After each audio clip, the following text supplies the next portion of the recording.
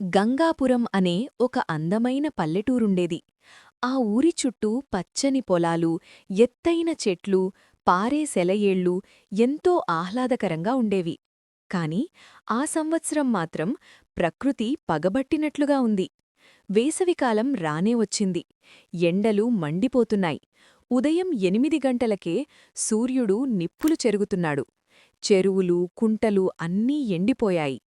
పశువులు, పక్షులు నీటికోసం అల్లాడిపోతున్నాయి. మనుషులు మధ్యాహ్నం పూట ఇళ్లలోంచి బయటకు రావాలంటేనే భయపడిపోయేంతటి భయంకరమైన ఎండలు ఆ సంవత్సరం కాస్తున్నాయి. అదే ఊర్లో కాంతమ్మ అనే ఒక ఆవిడ ఉండేది. ఆమెకు 2 కుమారులు. కాంతమ్మ స్వభావం చాలా కఠినమైనది.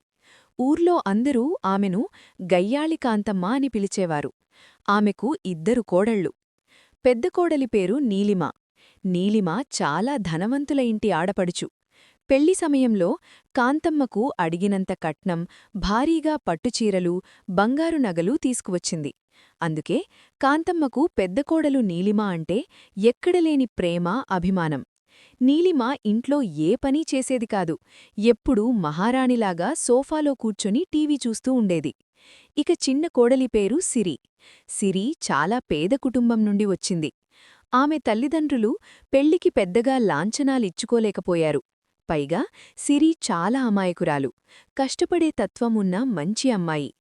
కట్నం తేలేదన్న ఒకే ఒక కారణంతో కాంతమ్మకు సిరి అంటే అస్సలు పడేది కాదు. సిరిని ఎప్పుడూ పనిమనిషి కంటే హీనంగా చూసేది. ఉదయం నిద్రలేచినప్పటినుండి రాత్రి పడుకునే వరకు ఇంటి పనులన్నీ సిరితోనే చేయించేది. ఆ మండు వేసవిలో ఇంట్లో ఉండటం కూడా నరకంలా అనిపిస్తోంది.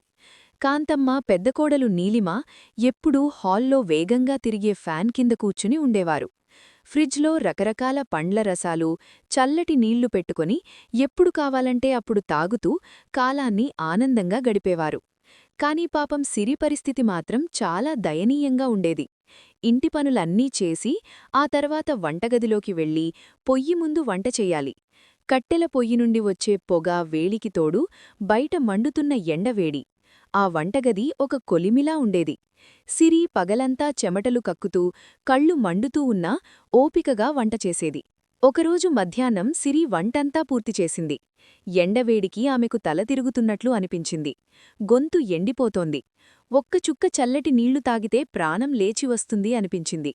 నెమ్మదిగా వంటగదిలోంచి బయటకు వచ్చి ఫ్రిడ్జ్ వైపు నడిచి అందులో ఉన్న చల్లటి నీళ్ల బాటిల్ తీసుకోబోయింది. సరిగ్గా అదే సమయానికి కాంతమ్మ అక్కడికొచ్చింది. సిరి చేతిలో ఉన్న నీళ్ల బాటిల్ను లాక్కుని కోపంగా అరిచింది. ఏమే, నీకెంత ధైర్యం? ఫ్రిడ్జ్లోని చల్లటి నీళ్లు నాకోసం, నా ముద్దుల కోడలు నీలిమ కోసం. నువ్వు కట్నం తేకపోయినా నీకు ఉచితంగా 3 పూటలా అన్నం పెడుతున్నాను. అదే ఎక్కువ. నీకు ఫ్రిడ్జ్ నీళ్లు కూడా కావాలా? మూల ఉన్న ఆ పాత మట్టికుండలో నీళ్లు తాగు. అయినా నీకు ఫ్యాన్ గాలి, ఫ్రిడ్జ్ నీళ్లు ఎందుకు? వెళ్ళి ఆరుబయట ఎండలో ఆ మిగిలిన అంట్లు అన్నీ తోము. వెళ్ళు అని కసిరింది. పక్కనే సోఫాలో కూర్చున్న నీలిమ వెటకారంగా నవ్వుతూ, అవును సిరి, నువ్వు పేద ఇంటిదానివి కదా, ఈ మాత్రం ఎండవేడి తట్టుకోలేవా ఏంటి? మాకంటే సుకుమారంగా పెరిగేవా ఏంటి? అత్తయ్యగారు చెప్పినట్లు వెళ్ళి ఆ పని చూసుకో అంటూ హేళన చేసింది. సిరి మనసు ముక్కలైపోయింది. కళ్లలో నుండి నీళ్లు తిరిగేయి. కాని ఆమె ఏమీ ఎదురు చెప్పలేక సైలెంటుగా కన్నీళ్లు తుడుచుకుంది. ఆ పాత కుండలోని వేడి నీళ్లనే తాగి ఆ మండు వెండలో బయటకు వెళ్లి ఎంగిలి అంట్రి తోమడం మొదలుపెట్టింది. ఆమె చేతులు కాలిపోతున్నాయి. అయినా కన్నీరు మింగుకుంటూ తన పని తాను చేసుకుపోయింది. మరుసటి రోజు మధ్యాహ్నం ఇంట్లో తాగడానికి నీళ్లైపోయాయి. ఏమే సిరి, ఇంట్లో నీళ్లు లేవు, వెళ్ళి ఊరి చివర ఉన్న బావిలోంచి నీళ్లు తీసుకురా అని కాంతమ్మ ఆజ్ఞాపించింది. ఆ మండు ఎండలో చెప్పులు కూడా లేకుండా ఖాళీ పాదాలతో సిరి బిండి పట్టుకుని ఊరి బయటకు నడిచింది. నేల నిప్పులు చెరుగుతోంది. ఆమె పాదాలు కాలిపోతున్నాయి. అతి కష్టం మీద బావి దగ్గరకు చేరుకొని 2 బిందెలు నీళ్లు చేదుకుంది.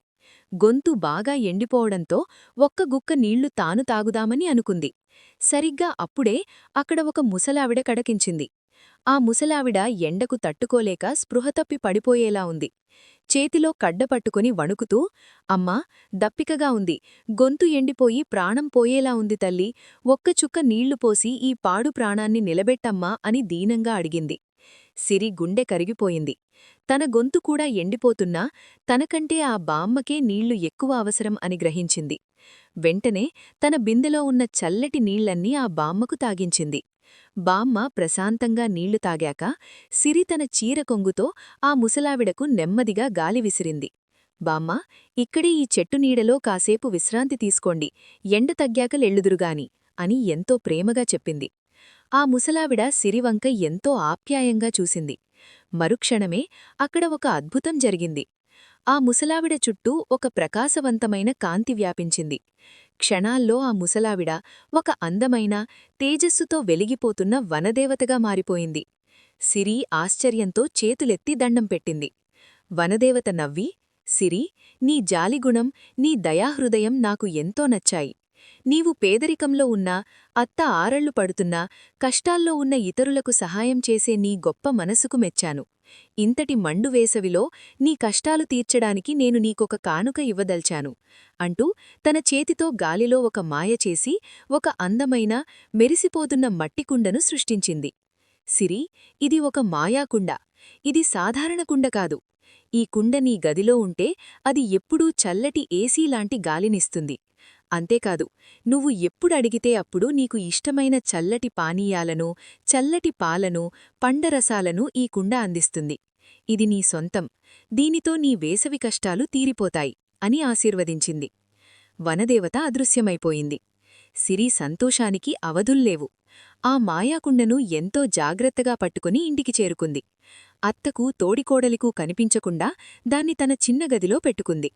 ఆ రోజు రాత్రి సిరి పడుకునే సమయానికి ఆ కుండ నుండి అద్భుతమైన చల్లటి గాలి రావడం మొదలయింది. ఆ గది మొత్తం ఏసీ వేసినట్లు చల్లగా మారిపోయింది. సిరి మనసులో కోరుకోగానే ఆ కుండలోంచి చల్లటి తీయనైన పాలు వచ్చాయి. ఆ పాలు తాడి సిరి ఎన్నో ఏళ్ల తర్వాత ఎంతో ప్రశాంతంగా సుఖంగా నిద్రపోయింది. కాని ఆ రాత్రి ఊర్లో కరెంటు పోయింది. కాంతమ్మ, నీలిమ పడుకున్న గదిలో ఫ్యాన్ ఆగిపోయింది. దోమల బెడద, ఉక్కపోట, చెమటలతో నిద్రపట్టక గిలగిలలాడిపోయారు. చేతులతో విసనకర్రలు పట్టుకుని విసురుకున్నా లాభం లేకుండా పోయింది. వేడి తట్టుకోలేక కాంతమ్మ నీళ్లకోసం వంటగదివైపు వెళుతూ సిరి గది దగ్గర ఆగింది. సిరి గది తలుపు సందులోంచి ఒక అందమైన నీలిరంగు కాంతి వస్తోంది.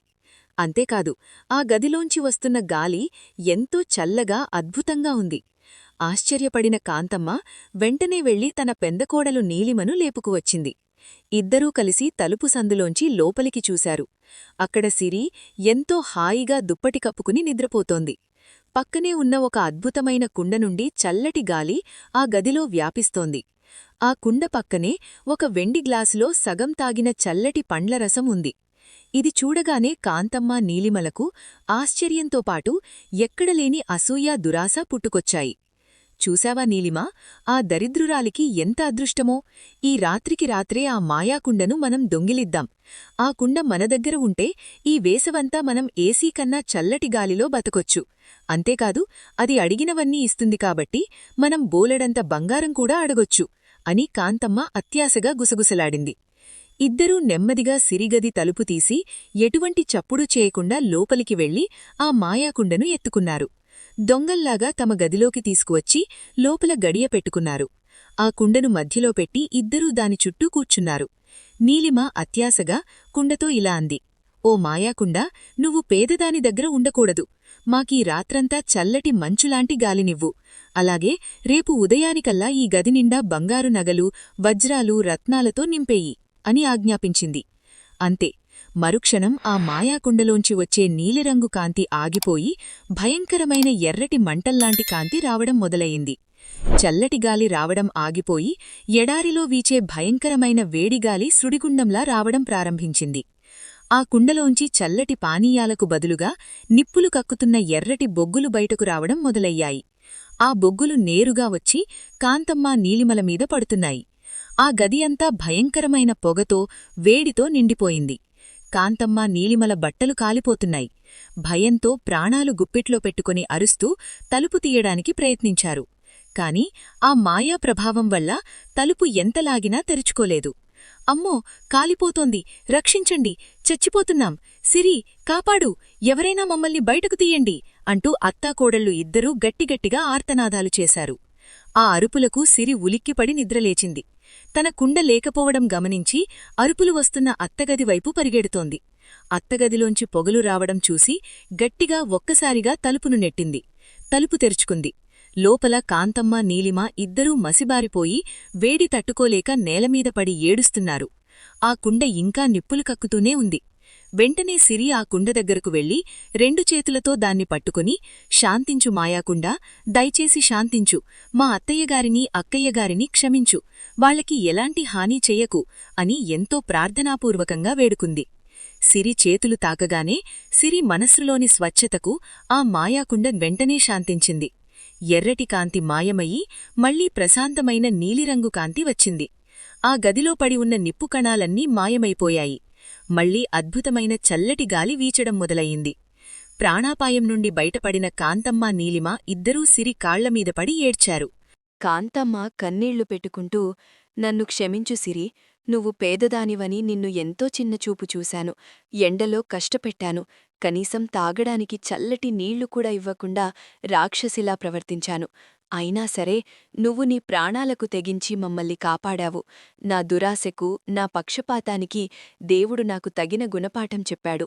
ఇకపై నీలిమను, నిన్ను నా సొంత కూతుళ్లలా సమానంగా చూసుకుంటాను. నన్ను క్షమించు తల్లీ అని పశ్చాత్తాపంతో వేడుకుంది. నీలిమ కూడా సిరి చేతులు పట్టుకుని, నన్ను కూడా క్షమించు చెల్లి, నా అహంకారంతో నిన్ను ఎన్నో మాటలు అన్నాను. నిజమైన సంపద అంటే డబ్బూ నగలూ కాదు, నీలాంటి మంచి మనసు కలిగి ఉండటమని ఇవాళ్లే నాకు తెలిసింది అని ఏడ్చింది. సిరి చిరునవ్వుతో వారిద్దరినీ పైకి లేపి, అయ్యో పెద్దవారు మీరు, నా కాళ్లమీద పడకూడదు, మీరు నా తప్పును తెలుసుకున్నారు, అంతే చాలు అని ఇద్దరినీ హత్తుకుంది. ఆ రోజు నుండి ఆ ఇంట్లో పరిస్థితులు మారిపోయాయి. కాంతమ్మ తన ఇద్దరు కోడళ్లను ఎంతో ప్రేమగా, సమానంగా చూసుకోవడం మొదలుపెట్టింది. పనులన్నీ ముగ్గురూ కలిసి చేసుకునేవారు. ఆ మాయాకుండను ఇంట్లో అందరూ కూర్చునే హాల్లో మధ్యలో ఉంచారు. ఆ వేసవికాలమంతా ఆ ఇల్లు ఎంతో చల్లగా, సంతోషంగా, ఆనందంగా గడిచిపోయింది.